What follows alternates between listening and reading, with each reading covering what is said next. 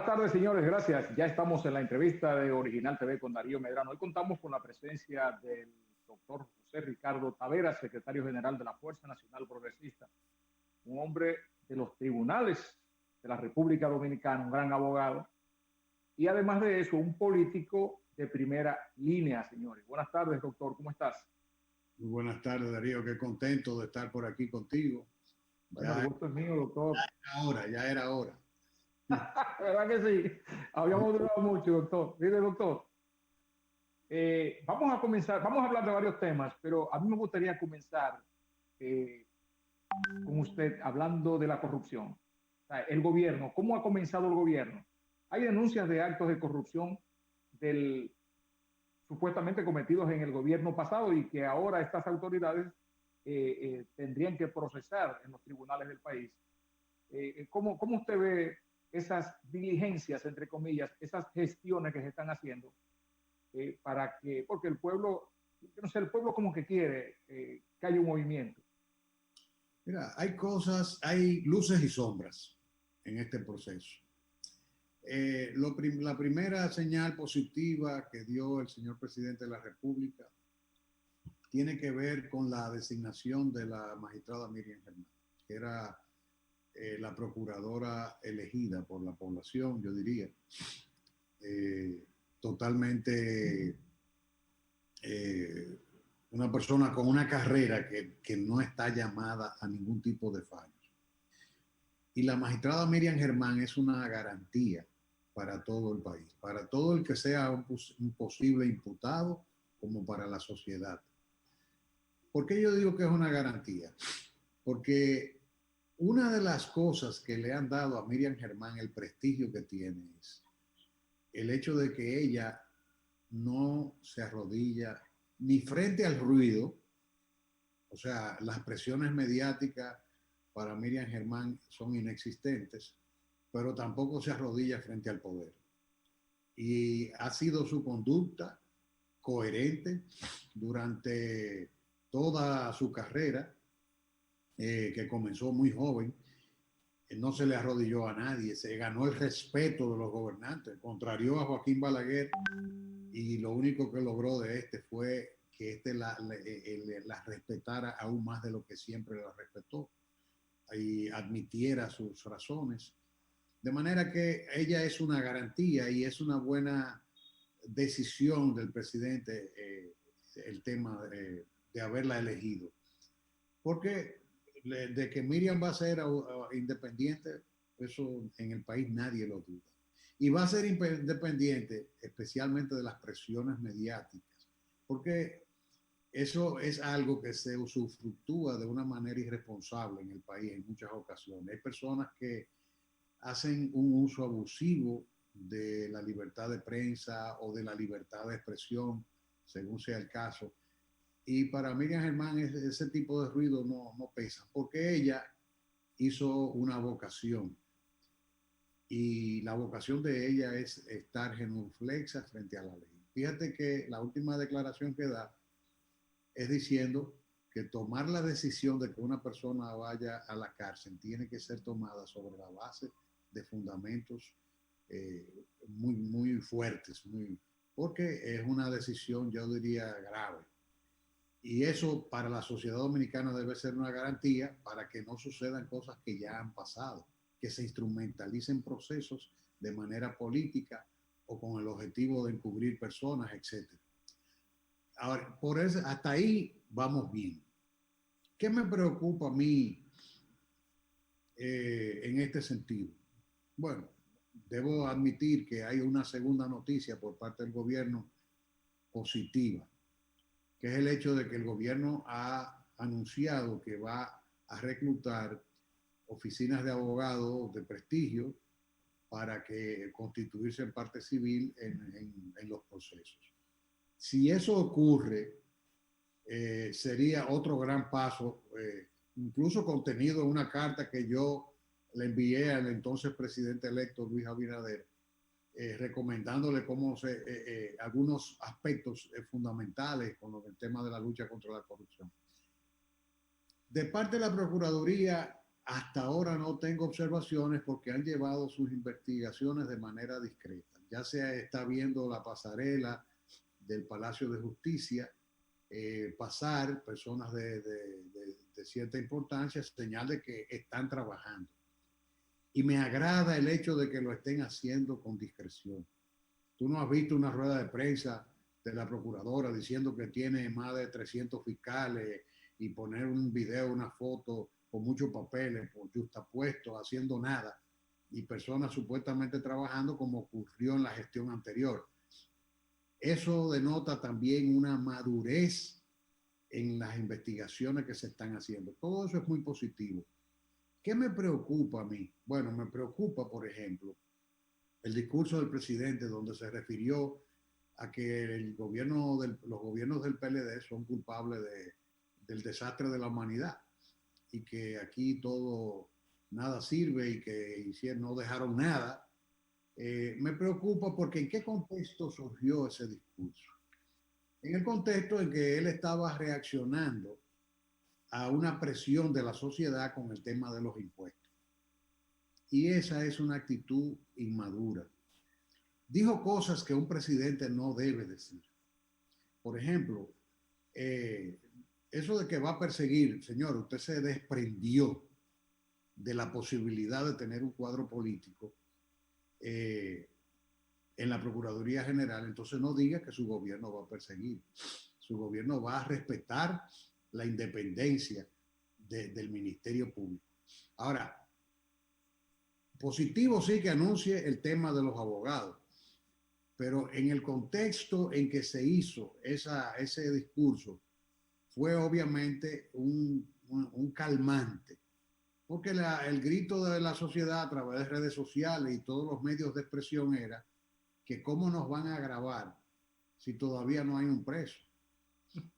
Y por ejemplo, un presidente no reacciona de ese modo, porque un presidente y los asesores del presidente deben preservarlo de ese tipo de ligereza, porque ya en primer lugar está indicando cierta debilidad, porque él está reaccionando y ofreciendo cabezas ajenas sin tener en la mano ninguna prueba todavía, ningún elemento. Si tú me dices que, por ejemplo, lo hace como lo hizo Joaquín Balaguer en el año 86, que se sentaba todos los martes en una silla y en un podio al lado de él, sin él decir una palabra, los funcionarios explicaban el desastre que habían recibido previa auditoría de los procesos y documentación de lo que se estaba diciendo. Entonces ya tú entenderías que el presidente se sienta ahí para decir, esto fue lo que recibí, esto fue lo que pasó, pero el presidente no dijo una palabra. Entonces, eso denota cierta inmadurez preocupante en la actitud del presidente, porque fue populista el anuncio. Y lo que nosotros esperamos, al menos la sociedad que tiene cierto nivel de madurez, que no tiene compromiso con intereses específicos, sino con los intereses del país, lo que debe expresar no es que se produzca una persecución, sino que se hagan primero las auditorías de cumplimiento. Cuando digo auditoría, quizá estoy usando el término fuera del contexto. Son procedimientos acordados, como le llaman los contadores, en los cuales se hace una auditoría del 100% de las operaciones de una institución, se avalan documentalmente y entonces sobre esa base tú puedes determinar que hubieron ilícitos de tal o cual manera.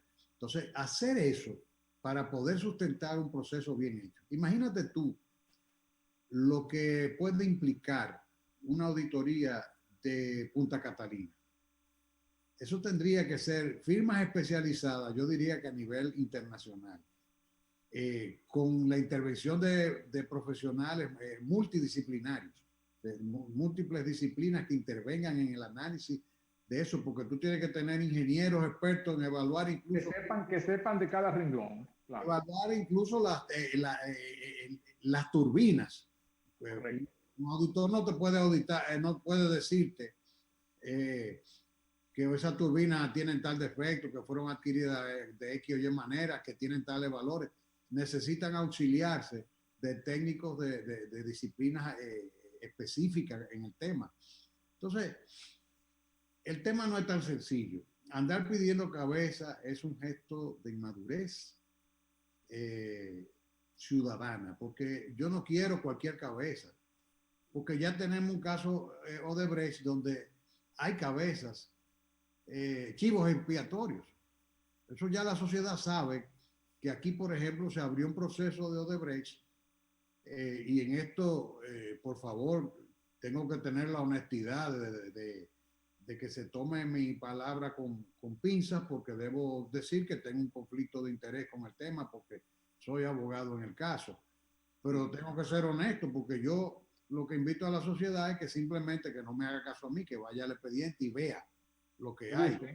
Sí. Entonces, sobre esa base, lo digo con esa honestidad y poniendo eso por delante, porque no quiero que me hagan caso a mí. Se usaron chivos expiatorios para establecer un expediente e impulsar una persecución sin que el Ministerio Público nunca hiciese un análisis del contenido del sistema Drosys de Odebrecht y del contenido que tenía que ver con la República Dominicana. En la República Dominicana, oficialmente, no se ha identificado un solo codinome. Aquí hay varias personas que han admitido transferencias de la caja B de Odebrecht, que tienen archivos, como el señor Andy Dawaje y el señor que era del Banco de Reserva y el otro que era de la Superintendencia de Valores, tienen archivos definitivos y esos archivos ni siquiera han sido dados a conocer a la sociedad dominicana y esas transferencias fueron incluso admitidas por ellos. Por lo menos eso debe presentarse a un juez para que el juez determine las versiones que ellos están dando.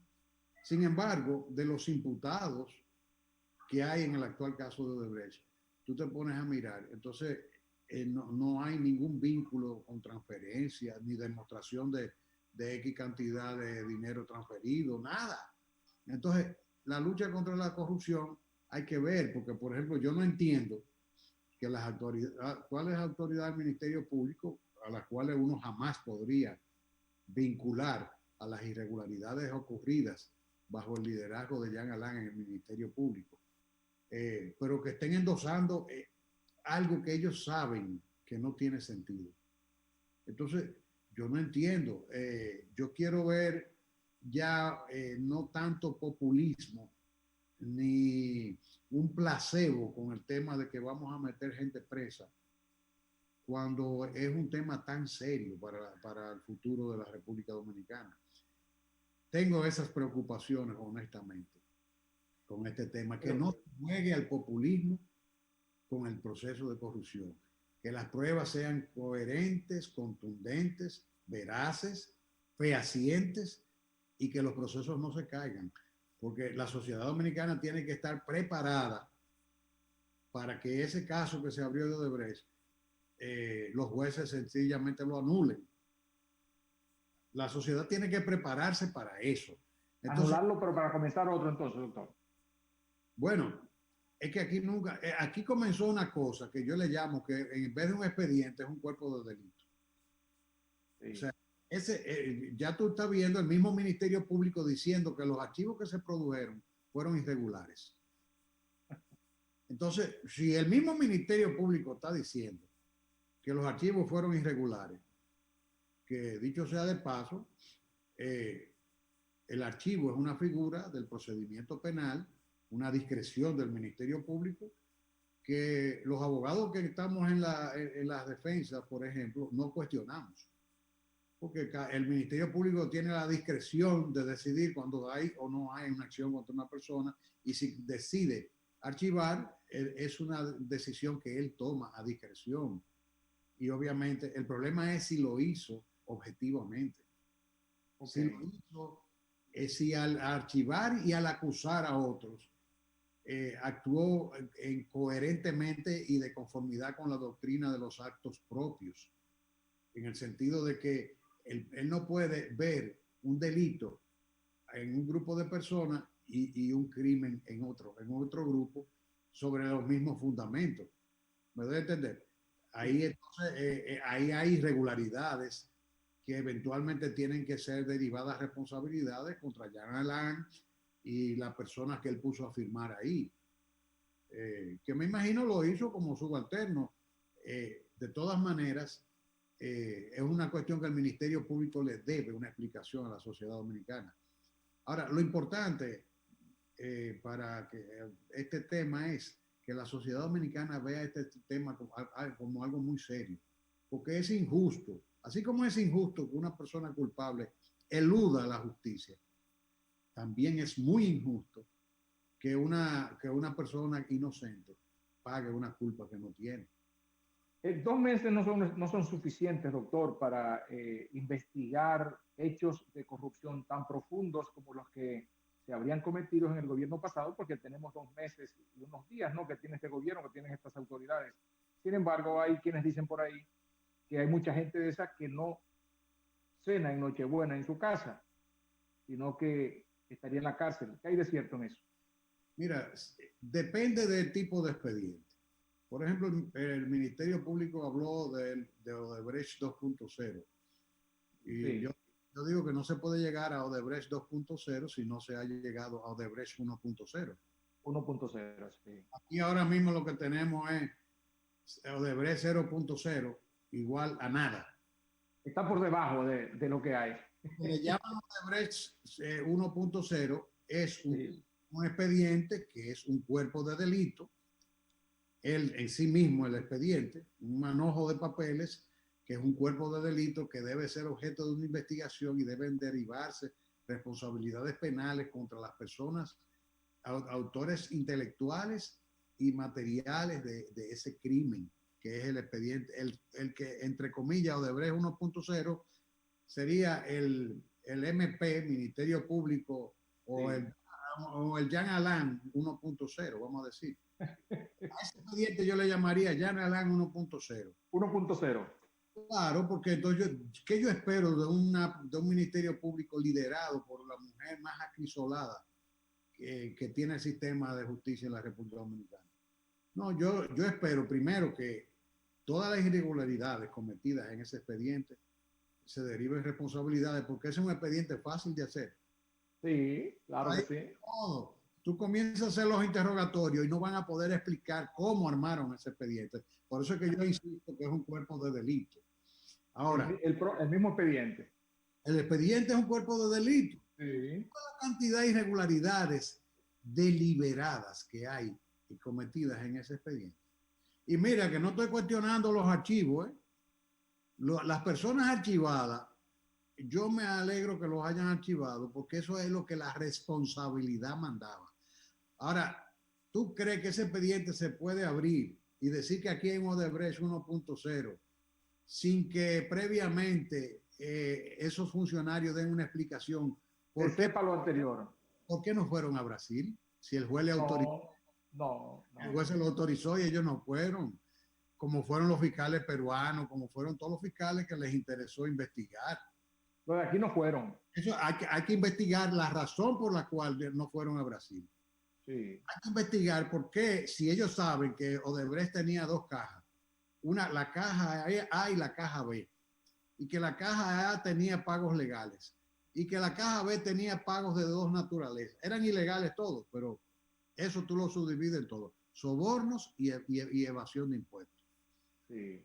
Entonces, ¿cómo hacía? Es fácil, ese es un caso facilísimo. El Odebrecht 1.0, el verdadero, el que tienen que abrir. Sí. El que debe ser, el que debe ser. Entonces tú coges y le dices, el Ministerio Público todo lo que tiene que hacer es solicitarle a un juez que le autorice ir a Brasil, producción de pruebas masivas, se llama eso, y trasladarse para ellos ir a producir todas las pruebas que consideren pertinentes que vengan de Brasil. Agarrar con técnicos, dilucidar con el señor Vasconcelos una verdadera declaración, porque eso que se hizo es una prueba totalmente nula, que no vamos a entrar en eso en el programa porque se nos gastaría el tiempo. Partieron de delaciones premiadas. Ahí no hay nadie que ese señor haya... No hay nadie, ni una sola persona de los que están acusados ahí. Ese señor dijo, mire, este es el codinometal. le hicimos una transferencia tal y eso fue un soborno por tal cosa. No hay ni uno solo de los imputados. Nada de eso. Yo reto a cualquiera que lo busque.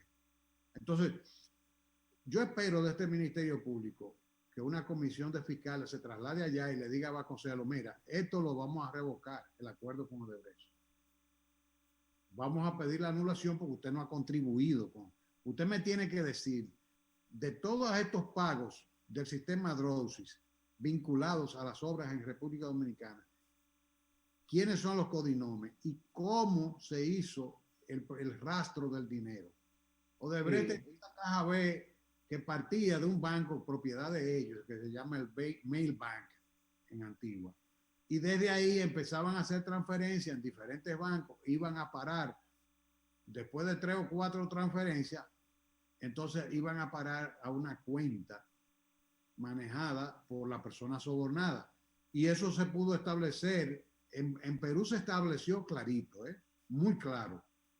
Por eso en Perú ha sido uno de los países más efectivos en la persecución. Sí, en la persecución de ese caso, sí. Argentina, por ejemplo, Argentina simplemente oyó la denuncia cuando el Ministerio Público, que actuó con honestidad, dijo, bueno, espérate, yo no tengo forma de establecer cómo se produjeron esas transferencias, no me han dado la prueba, no tengo la oportunidad. Archivó el caso. ¿Por qué? Porque tú no puedes presentarle a un juez que se respete, porque el gran problema del sistema de justicia en la República Dominicana, ¿tú sabes cuál es?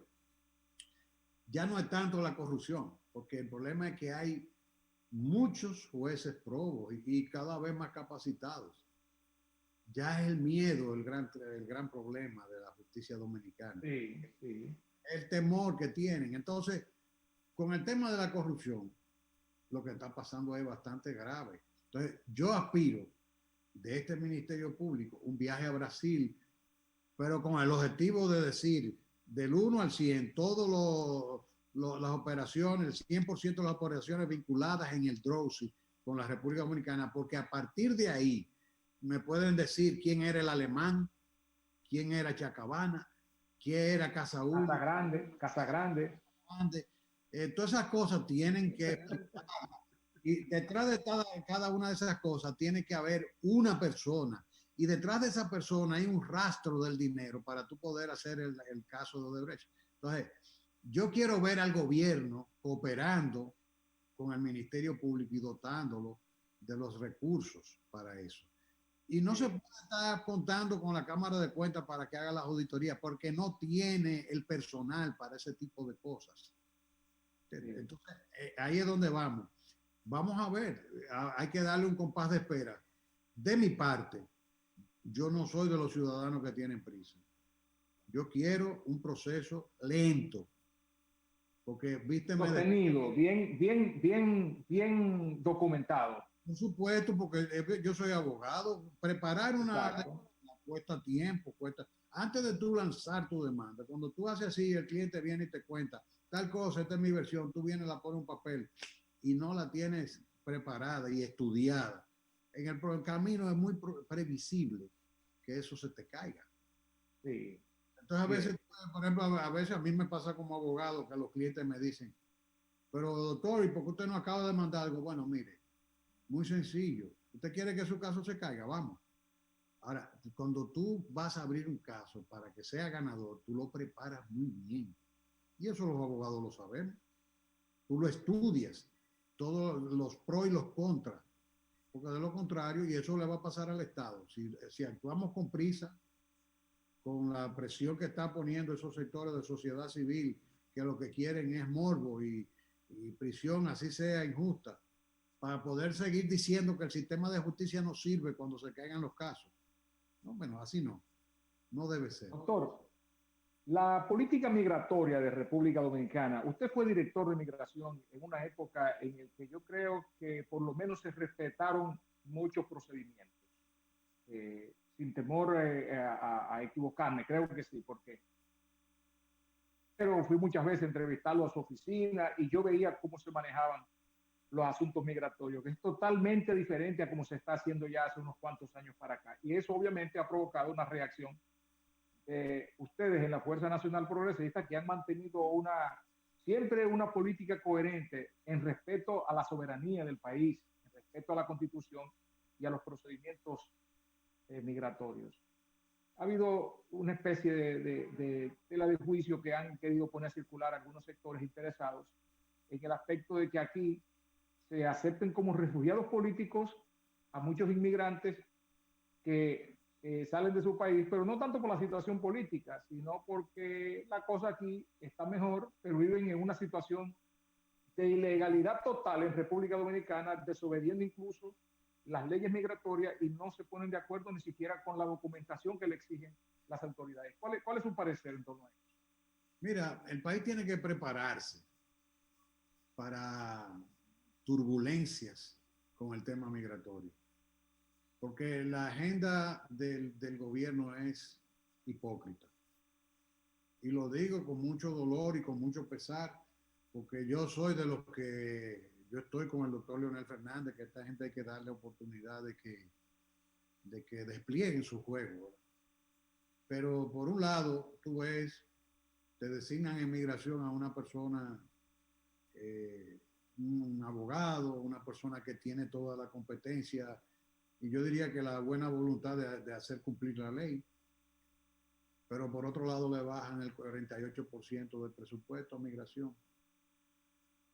Entonces, por un lado, te designan entonces el Instituto Nacional de Migración a Wilfredo Lozano, que es, yo diría que una de las inteligencias fundamentales que sirven de sustento al fundamento teórico de la lucha de derechos humanos, entre comillas, que no es más que el drama, que el usufructo del drama ajeno, que se dirige desde las ONG, gente que vive de eso, y que, por ejemplo, ahora mismo le acaban de aprobar en la Unión Europea 1.5 millones de euros para ser ejecutado en 3 años en la República Dominicana. ¿Adivina con qué? ¿Para qué? ¿Para qué? Para ellos ejecutarlo en base a luchar contra la deportación. Pero es que eso no puede ser. ¿Cuál es la parte legal que ellos tienen? Pero tú lo ves y ellos lo dicen muy bonito, que no, contra la libertad, los derechos humanos de las personas migrantes o de los ciudadanos haitianos en la República Dominicana, a favor de los haitianos, y lo está donando la Unión Europea. Entonces, eso por un lado, o sea, ya están provisionando esos grupos con recursos suficientes. Porque estamos hablando de que a 3 años, estamos hablando que tienen solo por esa vía 500 millones de euros. ¿Tú me estás oyendo bien? Pero ellos tienen esos mismos aportes económicos. Ellos lo hacen en España, por ejemplo, en Melilla, en la zona sur de España, para evitar la migración de los moros y de los africanos. No, ahí no, porque ahí no. Ahí es control migratorio, lucha contra la trata. Tú ves. Ahí es otra cosa. Por Dios, Darío, no te pierdas. Ahí no hay dinero para eso. Entonces, vamos a estar claros.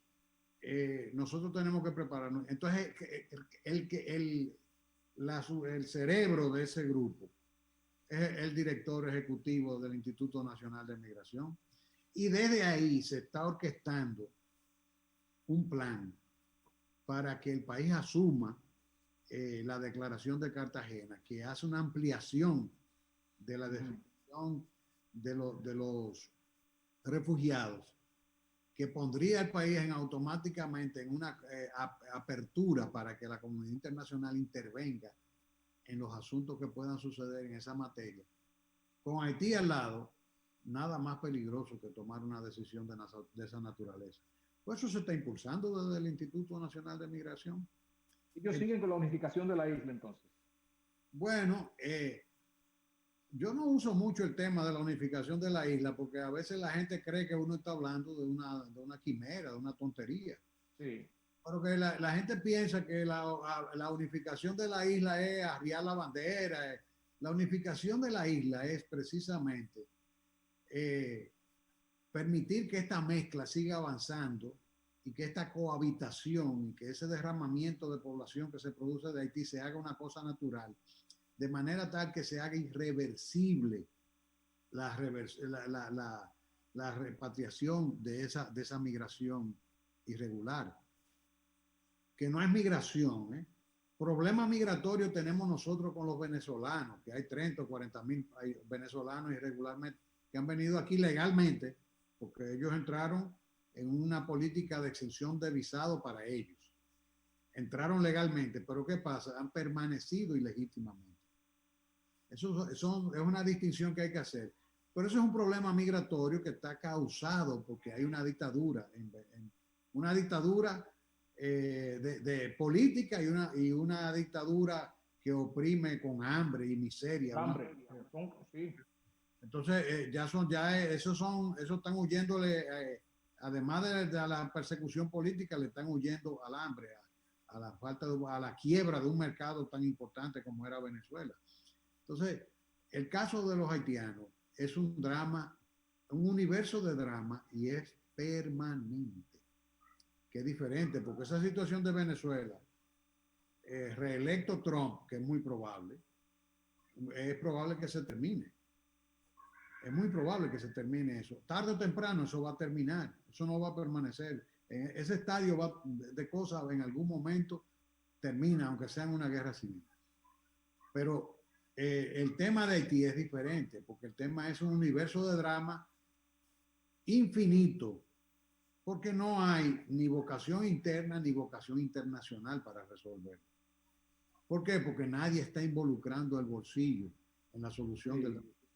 Y eso, la solución de ese drama implica, con mucho dinero, con mucha inversión, 3, 4 generaciones de haitianos, en que se vaya modelando un nuevo haitiano a base de educación, de servicios básicos, de vivienda, de agua potable, de reforestación, porque eso es un territorio en términos medioambientales totalmente colapsado. Entonces, desorden. Entonces, sobre esa base, tenemos sinceramente que concluir que nosotros tenemos una amenaza, porque es lo que yo le llamo la vecindad con el colapso. ¿Cómo podemos continuar teniendo políticas de apertura y querer convertir esto en un espacio abierto para el tema del refugio, con ese problema ahí al lado?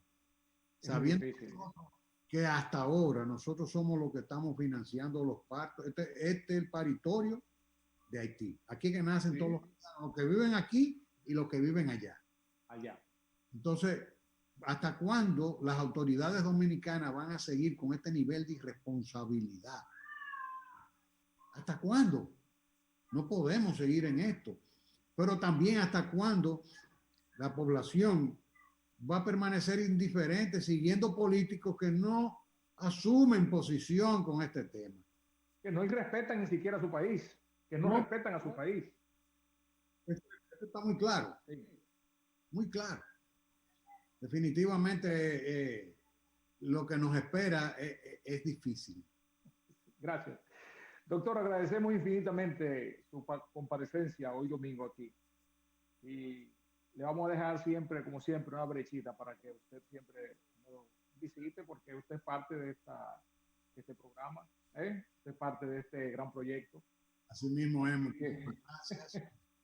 Gracias, doctor. Y el honor de compartir nuevamente contigo y los amigos televidentes.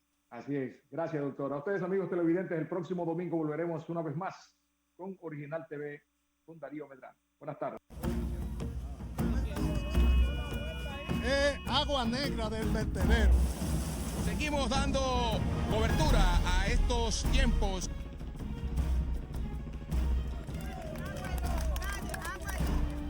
La plazoleta La Trinitaria se cae a pedazos.